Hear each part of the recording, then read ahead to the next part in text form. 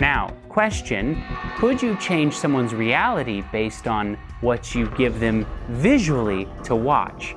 Dr. Michael Rich, a media expert from Boston's Children's Hospital, wrote an article about what happens in your brain when you sit down and you watch a 3D movie, and here's what he says. So what does your brain do when it's sitting in a theater looking at a giant screen wearing 3D glasses and swimming in surround sound, processing 24 images that flip by per second? Your brain dutifully processes those stimuli and does little else.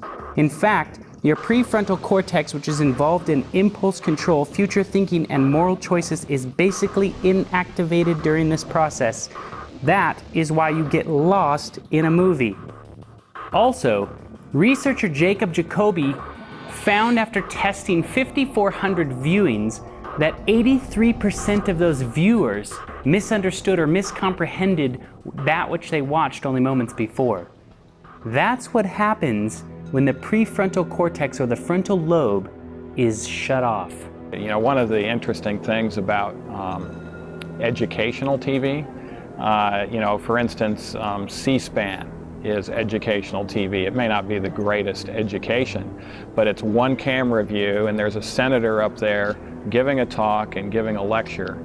And you'll see something happen when you're in a room. You know, being a doctor, there's a doctor's lounge at the hospital I'm at, and often doctors look for educational TV when they're there together.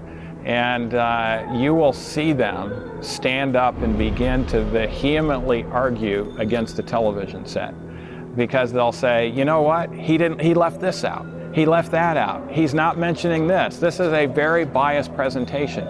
You will never see anyone argue with their television set when entertainment television is going on. You will see them actually just sitting there, accepting all this, maybe laughing or crying, but they're not going to argue with the set because they don't have the ability.